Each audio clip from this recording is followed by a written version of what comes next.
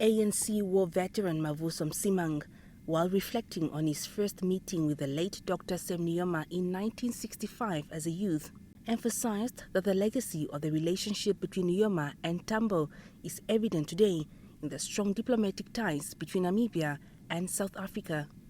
These ties are deeply rooted in the unity and solidarity forged during their shared struggle for liberation. SWAPO and ANC leaders engaged in extensive diplomatic interactions during their liberation struggles, as both fought against the common enemy of South African apartheid and colonial rule. Although the two leaders shared a common enemy in South Africa's apartheid regime, they did not fight from the same trenches due to geographical separation. Namibia's liberation struggle required crossing multiple borders, which made it unnecessary for South African forces to operate directly on Namibian soil, as well as avoid arrests. Both leaders, though, coordinated efforts to resist oppression and sought international support for their causes.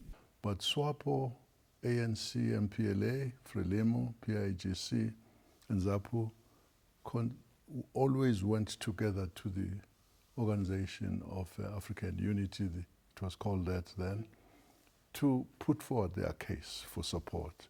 And so this group of liberation movements from these countries were, by that definition, acting in some form of alliance. So again, arising from the understanding of a common enemy and a good relationship between the leaders. Msimang recalled how Sam Nujoma and Namibia warmly welcomed Oliver Tambo upon his return to South Africa after 30 years in exile, symbolizing the shared journey toward liberation. Where he was given an outstanding reception. He paraded in the streets, and he was in an open car.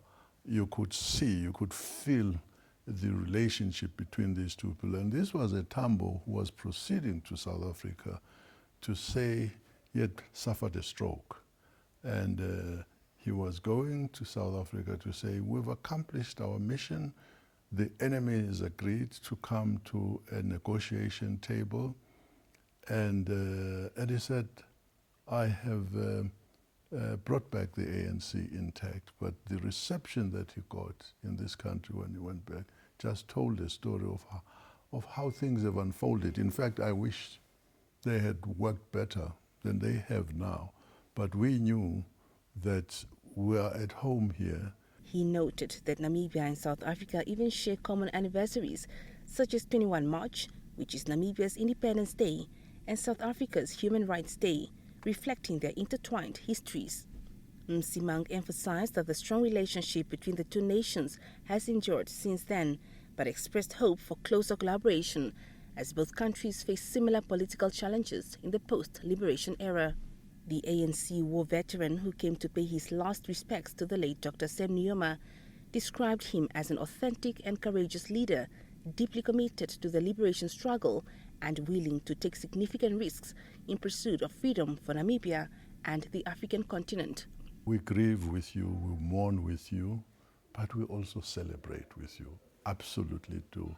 The achievements of Namibia since 1990, which is not a very long time, have really been recognized nationally and internationally. Farewell, Dr. Sam Nujoma. You have walked like a giant on this earth, and we should allow him to rest in peace. Join the young Geingob and others who have gone before him.